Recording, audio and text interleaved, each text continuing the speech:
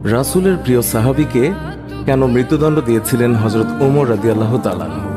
পিতাকে হত্যার অপরাধে তার দুই পুত্র এক যুবককে টেনে হিঁচড়ে খলিফা ওমর রাদিয়াল্লাহু তাআলা আনহুর দরবারে এসে হাজির হল। তারা বলল, এই ব্যক্তি আমাদের পিতাকে হত্যা করেছে, আমরা এর সঠিক বিচার চাই।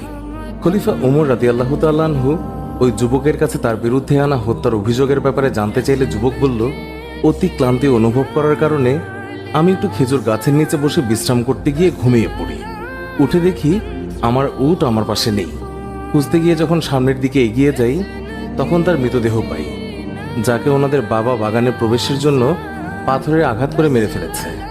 এই বিষয়ে যখন আমি তার সাথে কথা বলতে যাই তখন অনেক কথা কাটাকাটি হয়েছিল এবং বাকবিতণ্ডার এক পর্যায়ে আমি তাকে পাথর দিয়ে আঘাত করে ফেলি, যার ফলে তিনি মারা যান, যা ছিল সম্পূর্ণ অনাকাঙ্ক্ষিত একটি ঘটনা। এর জন্য আমি ক্ষমা চাইছি। বাদীরা বলল, আমরা মৃত্যুদণ্ড চাই। হযরত ওমর রাদিয়াল্লাহু তাআলা আনহু বললেন, উটের বদলে তো তুমি একটা উট নিলেই তো হতো, কিন্তু তুমি বৃদ্ধকে হত্যা করেছ, হত্যার বদলে হত্যা। এখন তোমাকে মৃত্যুদণ্ড দেওয়া হবে। তোমার কোনো শেষ ইচ্ছে থাকলে বলতে পারো। লোকটি বলল, আমার কাছে কিছু ঋণ এবং আমানত আছে।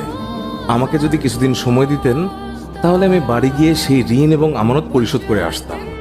খলিফা ওমর রাদিয়াল্লাহু তাআলা আনহু বললেন, তোমাকে তো একা ছাড়তে পারি না।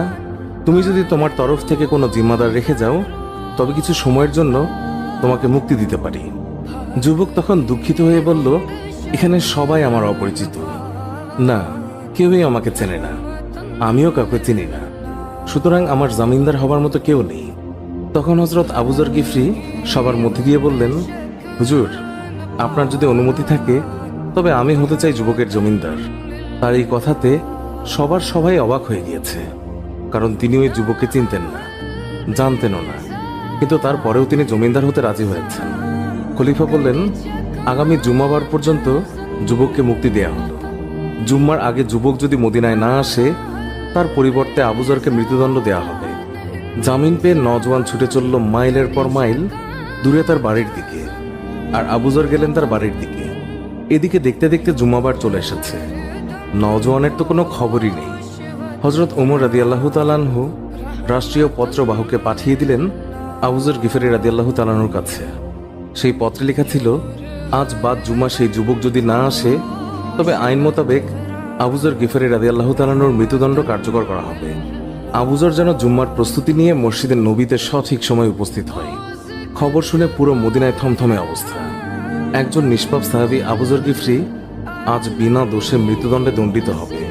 জুম্মার পর সবাই মসজিদে নবীতে হাজির।